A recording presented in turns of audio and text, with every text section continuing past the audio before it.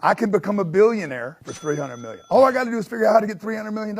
This is all the math I needed. I could have learned this in a 5th grade. Okay, so this is pretty preposterous. I'm going to break this down.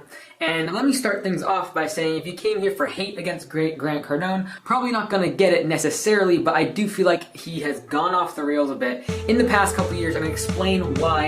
And this is just a short clip that exemplifies that in my opinion.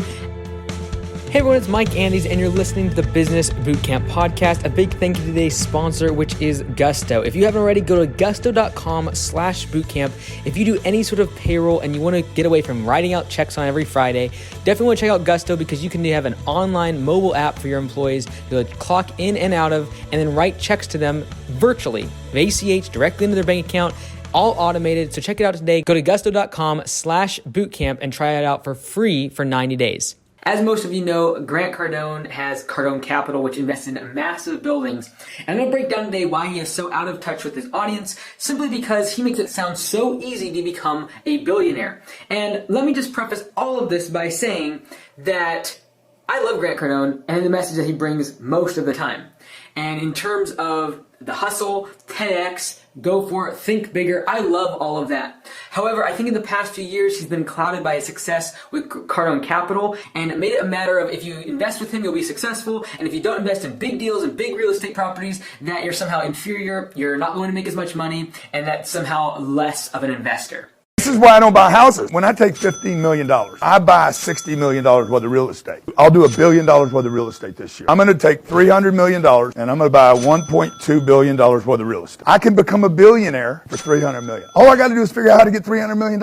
This is all the math I needed. I could have learned this in a 5th grade. Multiplication, leverage, $300 million worth of cash buys $1.2 billion worth of real estate in America. That $300 million is going to pay me $18 million a year in cash flow. The reason this statement is preposterous is the fact that he's trying to make a delineation by saying that you should have a big property because you're able to have multiplication.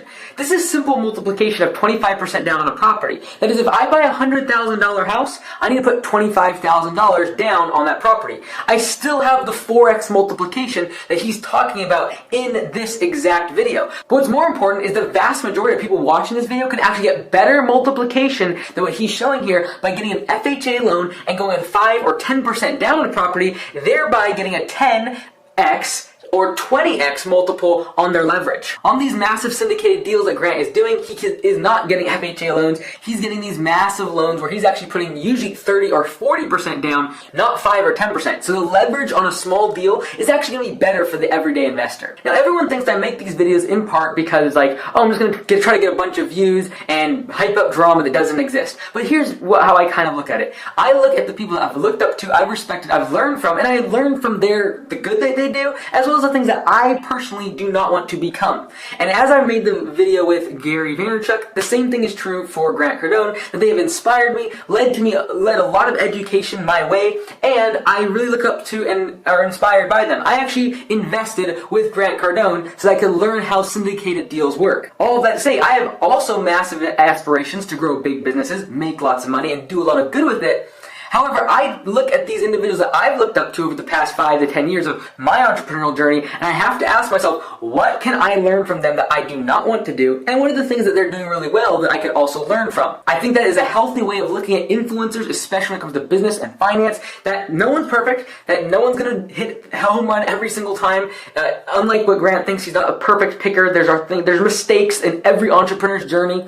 And what I am afraid of here is that this kind of mentality of influencers, of the status of Grant, is actually really damaging to the audience, because people somehow all of a sudden believe that them buying houses as a small everyday investor is somehow inferior to him buying these massive multi-$100 million complexes. And then to make light of the fact that it is, quote, easy to make $300 million and therefore get $1 billion worth of assets in the form of real estate is also crazy due to this one fact.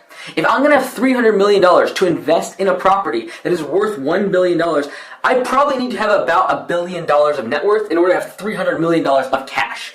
So if we just break down the numbers, you have a 1 in 600,000 chance, if you live in the US, of ever getting and attaining to that deal. You have about a 1 in 3 million chance of becoming a billionaire if you live in the world at large.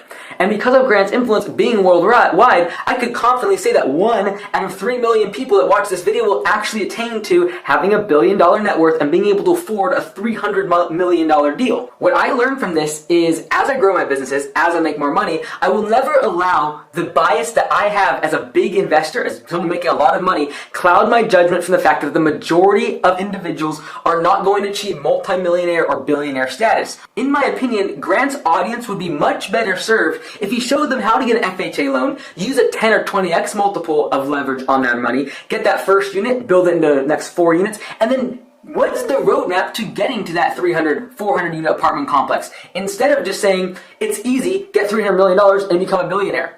That's not useful. And I believe that this is clouded by Grant's interest in the fact that he wants you to invest in these big deals with him. Because since 1 out of 3 million cannot buy a deal like this, the line of thought is, well, then I should invest with Grant Cardone because he can get these deals that are so much better than the average small property. Now, I have invested in Cardone Capital. I wanted to learn how these massive syndications work, and I make about 4% of my money, which means I'm losing like 2 or 3% a year right now just to inflation. Now, on the flip side, I own 20 units that I am personally owner of, and I rent out in duplexes as well as a 10-unit apartment complex, and those have appreciated massively over the past couple years, and I also still get this 4x leverage that he's been talking about. What Grant is doing in this video is equivalent to what I do with Augusta Lawn Care. So this shirt right here says Augusta Lawn Care. It's because I'm the founder of Augusta Lawn Care, and we have over 80 locations around North America.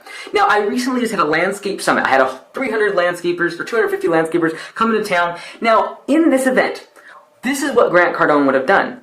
He would have said, you all should not grow a lawn care business. It's so hard by yourself. You should use Augusta Lawn Care because we have a command center. You can answer your calls, and you're basically going to lose. You have no shot if you're trying to do this independent. That is what Grant Cardone is doing here. He is taking the small independent and saying that there's no hope, that they're somehow taking a lesser deal by not working with him. In my opinion, as I grow an audience in the lawn care and landscaping community, which is a very small fraction of the size and audience that Grant Cardone has, I am determined that I am never going to come to this place in my career where I somehow get so biased to my products and my services and my company that I believe everyone needs to do it my way. It's not all about me, it's not all about my products and services, and that there is absolutely benefit to doing it independently. So how can we help investors at large if you're a Grant Cardone? How can I help landscapers at large in the community? That is, in my opinion, going to be a long-term strategy for an influencer, and I truly believe if Grant Cardone did this, the long-term gain in his funds would actually be more because he would help people that would otherwise only give him $1,000 or $2,000 or $5,000 in his unaccredited funds. They'd actually build wealth to the point where they almost feel obligated because of the value he's given them, that when they can afford $1 million, $2 million, $300 million, they'll give him the money then. And that's the kind of long-term thinking that I have when it comes to my products and services. And trust me, I have a whole bunch. I do web design, we do all sorts of courses and media, and I have a franchise. I truly believe that it is a short-term strategy to make your audience feel lesser than or somehow humiliate them into believing that they have to do business with you. I feel like the more long-term brand approach is going to be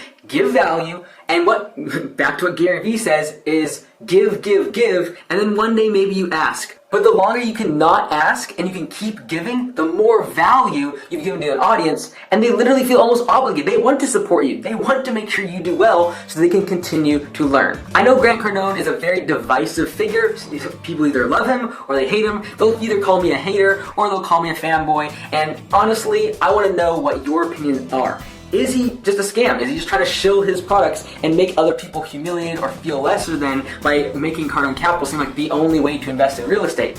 Or is this someone that you look up to and you've learned a lot from? Comment below. I look forward to it. I'm Mike Andes. We'll see you next time.